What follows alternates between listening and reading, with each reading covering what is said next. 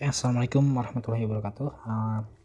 Sekarang kita bakal coba Ubuntu Vocal Fossa 20.04 LTS.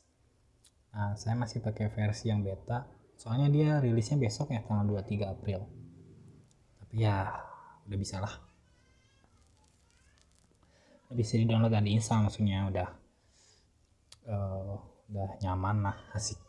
Oke, langsung aja deh kita masuk ke materi. Ini ceritanya yang bakal dibahas. Buat informasi lebih lengkapnya langsung aja main ke blog ya. Nah, di sini saya banyak nulis juga tentang GNU/Linux, sudah ada sekitar 200-an, mungkin 200-an artikel. Pokoknya nanti yang materi-materi tertulisnya bisa langsung dicek di blog. Oke, terus kayak Ubuntu ini sama aja sih kayak OS pada umumnya, cuma dia basicnya dari GNU/Linux, artinya dia pakai beberapa tools dari GNU dan kernel Linux. Jadi nggak tepat juga ya kalau ada yang bilang Ubuntu itu distro Linux. Yang lebih tepatnya sih distro GNU/Linux, tapi kan udah terkenalnya kayak gitu. Ya udah, nggak usah dipermasalahin lah, yang penting kita bisa cara pakainya. Oke, terus kenapa pakai Ubuntu? Karena dia ini salah satu distro GNU/Linux yang paling banyak dipakai di dunia. Udah dari dulu sih, dari tahun 2004 ya. Berarti sekarang udah sekitar berapa tahun tuh? 16 tahun mungkin. Ya, sekitar segitu deh. Kita cek dulu aja sekarang Ubuntu ada di peringkat berapa. Situs yang bisa dijadiin tolak ukur kepopuleran sebuah distro itu distrowatch.com. Nah, ini ada nih. Dan yang pertama ini masih MX Linux. Kemudian kedua distro Manjaro, Linux Mint, Ubuntu ada di urutan keempat. Oke, buat download Ubuntu langsung aja ke release.ubuntu.com. Salah ya.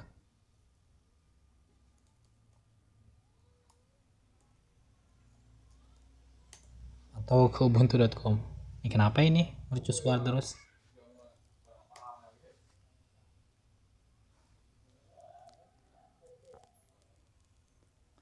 Nah, kalau sekarang sih yang masih statusnya beta itu belum ditampilin di sininya.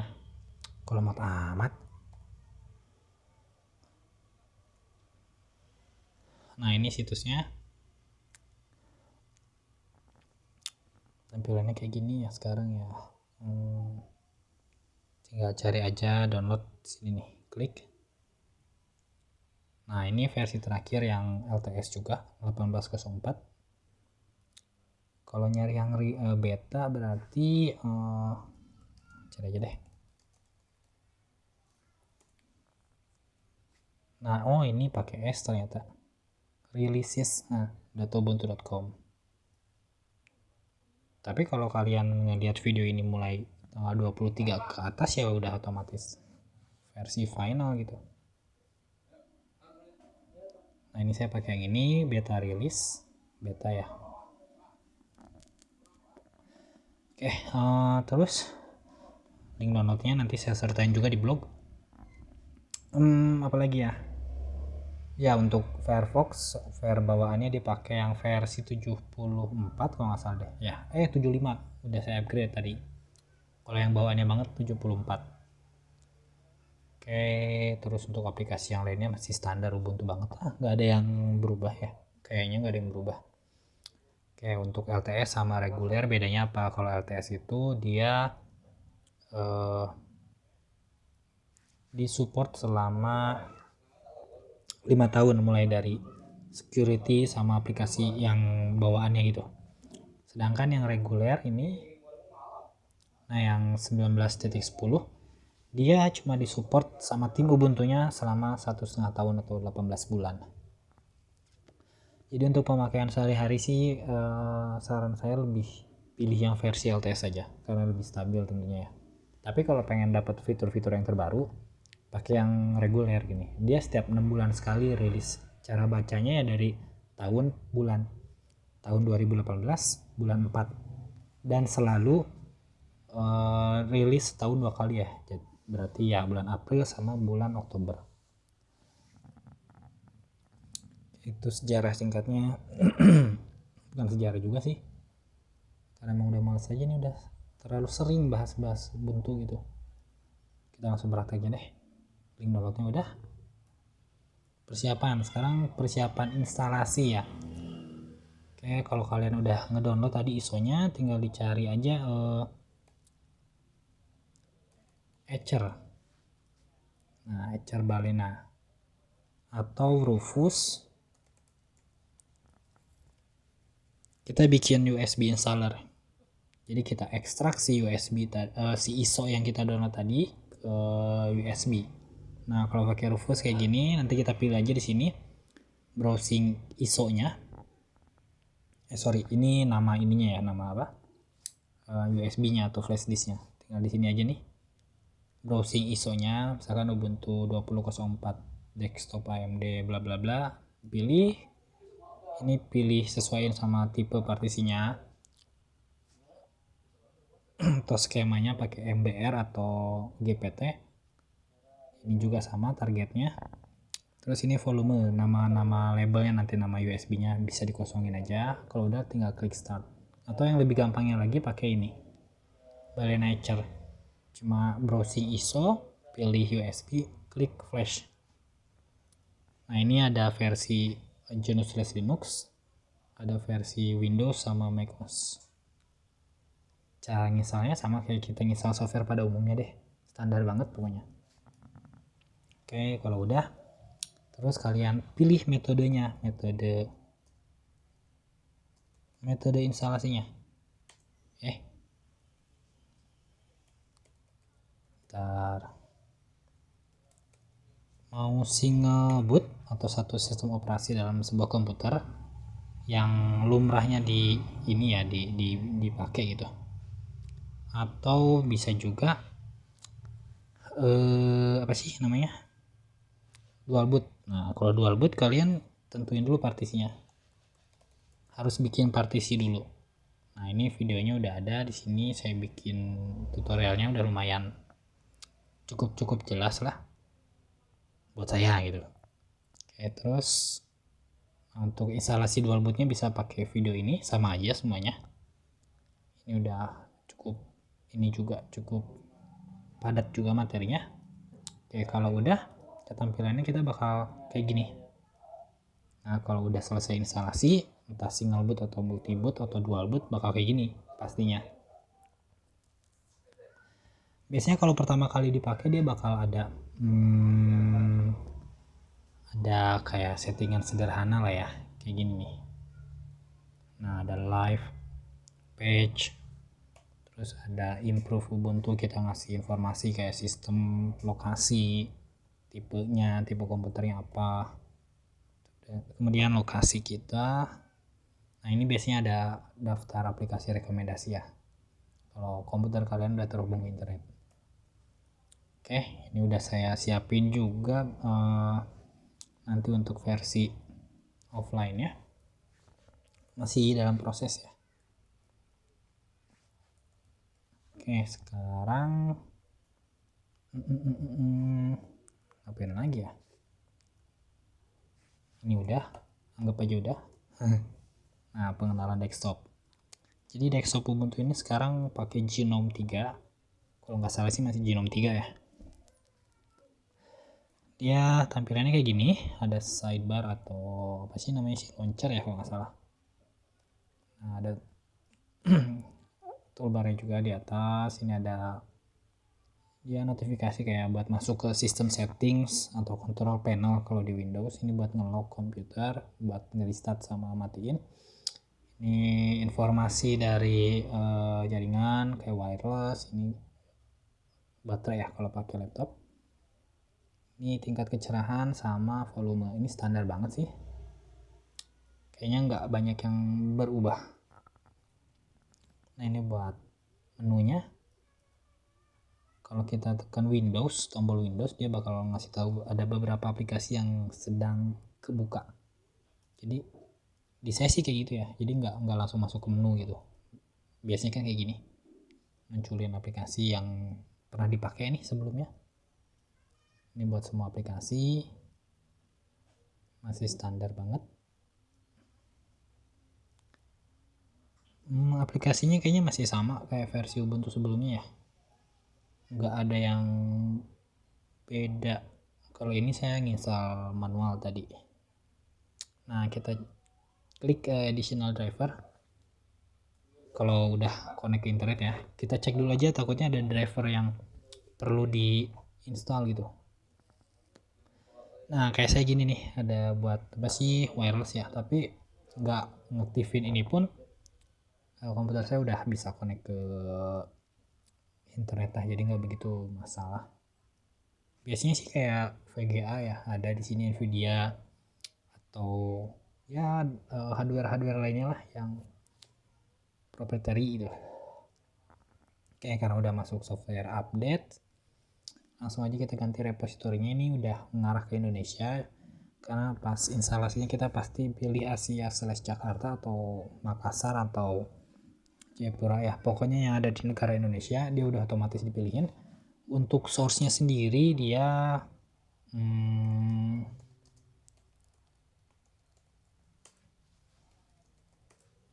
ke id.archive.ubuntu.com. Nah, ini udah ngarah ke Indonesia, cuma belum terlalu spesifik. Nah, sedangkan di Indonesia ini ada banyak banget mirror yang nyediain pihak yang nyediain mirror repository Ubuntu. Cara gantinya gampang aja, kita klik di bagian ini, pilih other, kita cari negara Indonesia.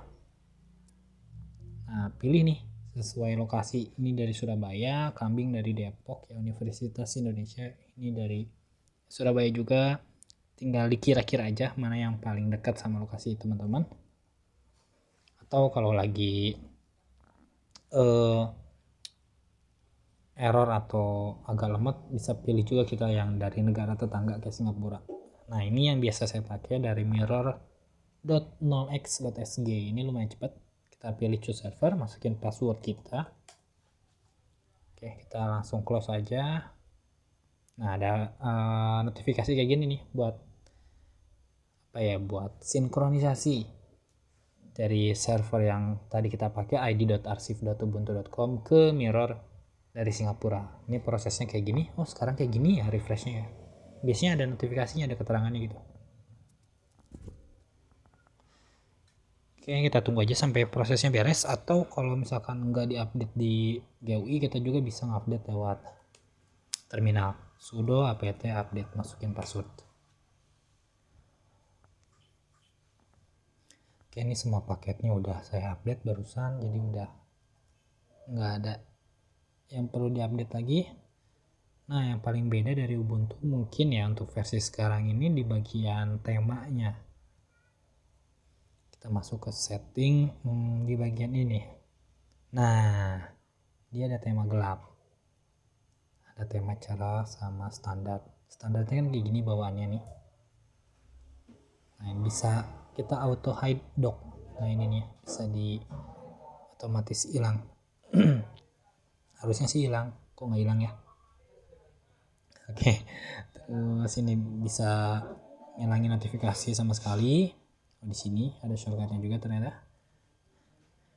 Yang lainnya sih masih sama aja. Ini untuk nah, akun online kita bisa konekin ke Ubuntu kita. Misalkan saya mau konekin Google.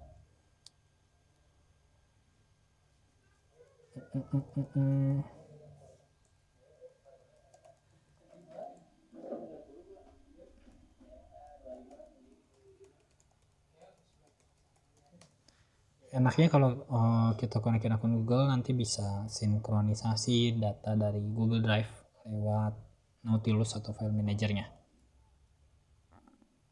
Yang lainnya sih sama aja ya. Ini buat sharing data, buat satu jaringan, misalkan kantor. Ini buat pengaturan suara atau volume. Nah ini buat removable media, kalau misalkan kalian masukin CD atau DVD, jadi bisa dipilih misalkan langsung autoplay atau langsung dibuka sama aplikasi apa. Jadi defaultnya sih masih kayak gini ya. Kalau dulu tuh ini di Windows dimatiin autorunnya buat ngehindarin virus gitu, tapi kalau untuk di Ubuntu sih kayaknya nggak ngaruh deh, kayaknya virus deh. Nah ini buat ngubah region atau format kalian, misalkan lagi jalan-jalan ke luar negeri kalau coronanya udah beres. Nah ini buat aplikasi default. Nah misalkan nanti kita bakal install beberapa aplikasi web browser ya, kayak Google Chrome, nanti bisa dipilih nih aplikasi mana yang jadi defaultnya ya, aplikasi utamanya. Ini masih standar banget kayak gini. Nah ini buat informasi sistem kita ada di bagian about paling bawah, device name, nama komputer kalian, memorinya berapa, RAM, prosesor, grafik, disk atau hard disk, nama OS nya, versinya 64. Nah, dia pakai Genome, ternyata benar, Windowing sistemnya X11. Nah, software update, oh ini langsung masuk ke ini ya, ke bagian ganti repository tadi. Oke, udah aja. Coba kita, nah ini nih, ada data dari Google Drive. Oke, enaknya gitu, jadi kita udah nggak usah lagi nginstal Google Drive client untuk Ubuntu ya, kalau ngonekin akun Google kita ke Ubuntu tadi. Oke, ngapain lagi ya, fitur Ubuntu udahlah kayak gitu aja, aplikasi bawaan udahlah, anggap aja udah. Sekarang kita coba ngeplay MP3. Oh nah kieunya ketinggalan atau. Nah biasanya kalau MP3 itu di ini belum bisa jalan ya di Ubuntu itu. Dia cuma ngedukung format yang bebas kayak .ogg, MIDI ya kalau nggak salah ya. Untuk videonya kayak .webm punyanya Google kalau nggak salah. Terus .ogv. Nah ini harusnya sih udah bisa nih OGV tanpa kodek pun ya harusnya. Tuh dia kan udah bisa. Ini aplikasi Totem Media Player atau video sekarang disebutnya. Nah, tapi kalau kita ngeplay format yang MKV dia nggak akan bisa. Harusnya sih kayak gitu. Setahu saya kayak gitu. Karena dia formatnya berbayar kayak MP3, MP4 itu.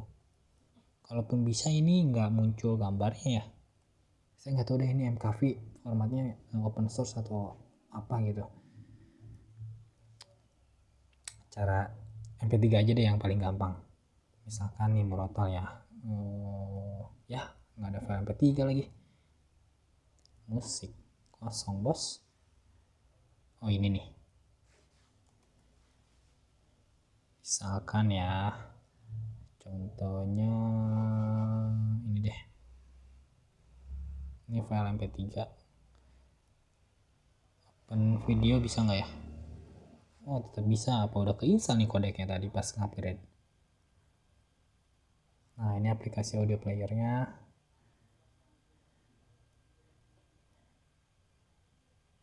Oh udah bisa, ternyata udah keinstall. Hah. Padahal nggak diinstal tadi. Tapi kalau misalkan nggak bisa, ada beberapa alternatif yang bisa dipilih. Nah, kalian install aja sudo apt install ubuntu restricted extras. Nah ini dia bakal install paket-paket proprietary yang ada di Ubuntu. Maksudnya supaya Ubuntu bisa ngeplay, ngejalanin file dengan format proprietary pokoknya begitulah. Ini berarti udah solve. Cepet banget. Metode install aplikasi ya, buat install aplikasi ini bisa lewat terminal, lumrahnya sih lewat sini, tapi kalau males ngafalin ya perintahnya apt sudo bla bla bla, kita bisa lewat Play Store, namanya Software Center atau Ubuntu Software. Kalau di Ubuntu tuh tampilannya dia sama banget kayak Play Store lah, tinggal klik doang, yang penting connect ke internet.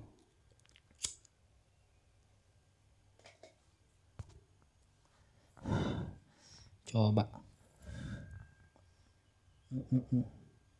Kayak ini lagi diperbarui katalognya. Oh, asar bos. Stop pula. Pause lah.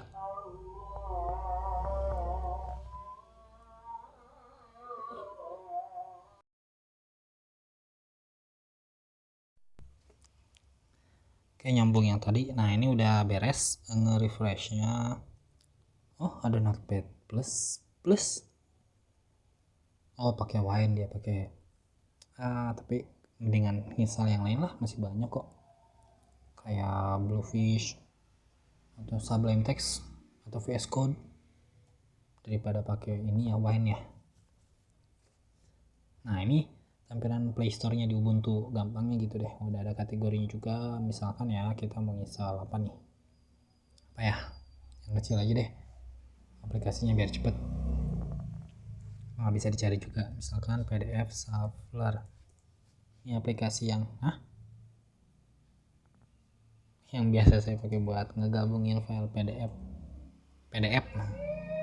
Oh, nggak ada. Apa ya, Audacity aja deh.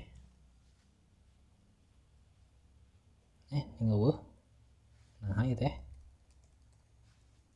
Oh, lagi searching. Nah, ini nih, tinggal klik install, masukin password. Ini buat ngedit audio ya.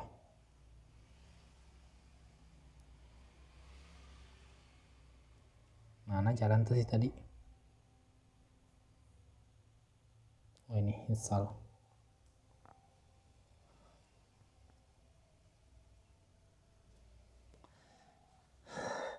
Jalannya di mana ya? Oh, kita bisa milih juga nih dari mana atau versinya. Yang stabil kah, yang beta kah? Harusnya sih tadi udah. Oh, ini nih.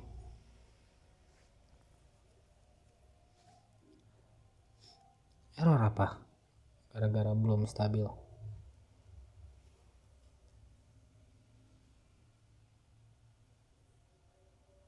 Lagi jalan.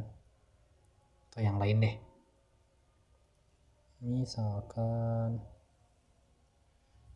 apa ya?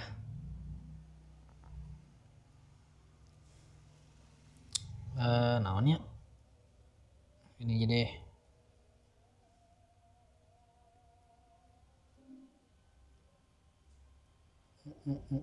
Wis, lama banget. VLC.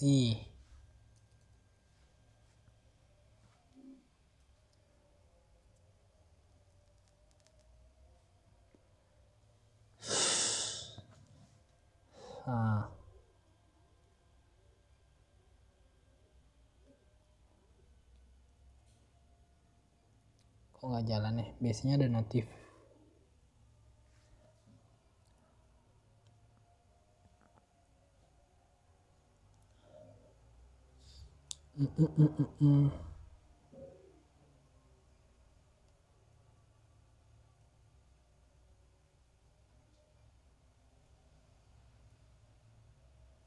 Coba dicari. Oh ya, udah keinstall nih. Nah, ini lagi prosesnya nggak muncul ya ternyata ya, atau belum stabil kali. Ini ada dua nih. Udah City-nya ada yang versi installer tadi ya, atau lewat Ubuntu software. Ada juga yang app image atau portable, nanti kita bahas. Oke, ini buat ngedit audio. Oke, cara selanjutnya lewat terminal kayak gini. Perintahnya sudo apt spasi install spasi nama aplikasinya, misalkan PDF Shuffler. Ada nggak ya? Di kamus ada nggak sih? Nah, di kamus misalkan deh, ini buat kamus terjemah kata. Tapi bakal ribet juga ya, karena pasti ribet gitu buat ngapalin perintahnya. Atau kalian bisa nyari lewat app image, Ubuntu app image aja deh.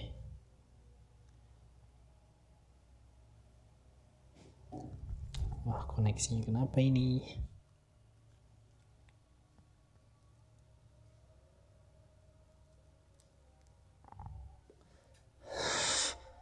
Oke, ternyata koneksinya lagi bermasalah.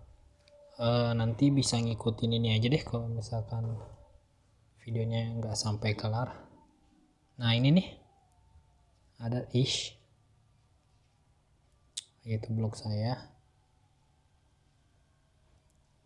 Nah ini sama aja kok, cuma ini saya bikin buat Ubuntu 18.04 ya, tapi sama aja isinya. Ini 40 menitan. Oke, ini blog saya ada banyak banget tuh, pokoknya nanti cari aja, diulik aja di blog. Nah ini versi app image, dia sih katanya support di banyak distro ya, katanya nih support di hampir banyak distro populer. Nah, ini contohnya misalkan mau download,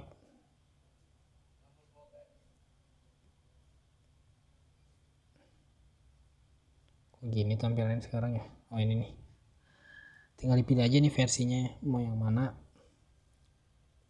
Misalkan versi rilis yang 2009 tinggal di download. Kalau misalkan udah di download, saya udah punya softwarenya, ada banyak banget. Enggak sih, nggak banyak banget lah. Misalkan ini nih, Kdenlive ya, buat editing video. Sebelum dijalanin kita klik kanan dulu, pilih properties, pilih permission, kasih checklist di sini. Terus kita refresh, Ctrl R, baru bisa dijalanin. Klik kanan, run.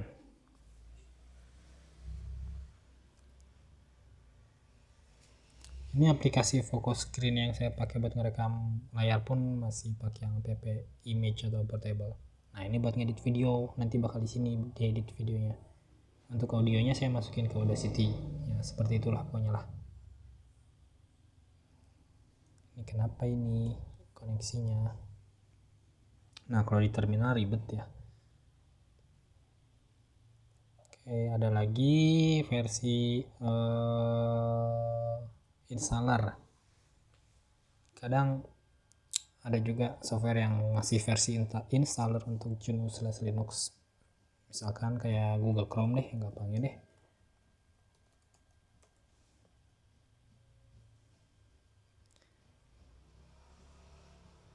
Tinggal diunduh Chrome aja, pilih yang ini ya, .deb yang paling atas, setuju dan pasang. Nanti dia bakal ngedownload sendiri. Terus cara nginstalnya kayak gimana? Cara nginstalnya kayak gini, saya udah punya installernya. Mana tadi? Google Chrome, klik kanan. Oh belum ada GDB ternyata. Ribet juga ya. Klik kanan, pilih di tempat file installernya berada, klik kanan, pilih open in terminal. Ya kayak gini, ketik sudo spasi dpkg spasi min i spasi nama filenya apa, ketik aja huruf G, tab 2 kali, atau sekali, dia bakal ngelengkapin. Enter, masukin password. Nah ini ribet kalau lewat terminal, khususnya buat ini ya, buat yang newbie. Sama sih, saya juga newbie. QB ekor 9, Naruto.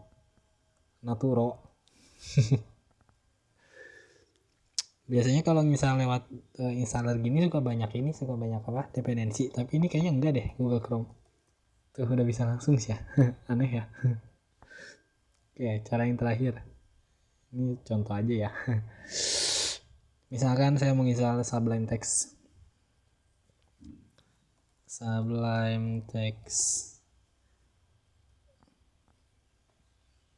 dia kan ngasih ini nih. Nah ngasih contohnya kayak gini kan buat Ubuntu ya, pakai apt. Kita harus kopas satu-satu, ini dulu, terus masukin ini channel update install. Nah ini ribet nih, saya punya, bukan iseng lah, ini Sublime Text.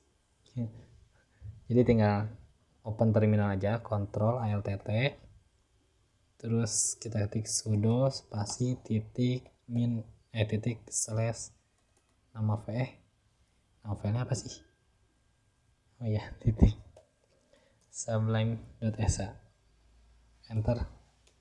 Dia bakal otomatis ngejalanin semua perintah yang tadi. Sebenarnya ini cuma ngegabungin doang kok.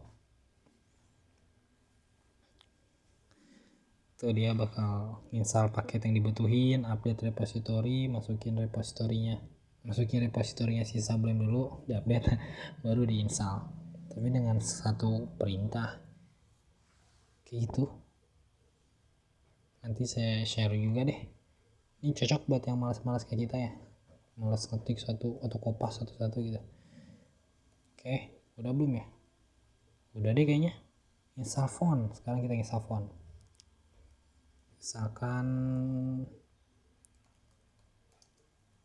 Misalkan mau install railway font, cari aja di Google, dia banyak kok gratisan. Pilih yang .zip atau download .ttf, dia formatnya .zip biasanya.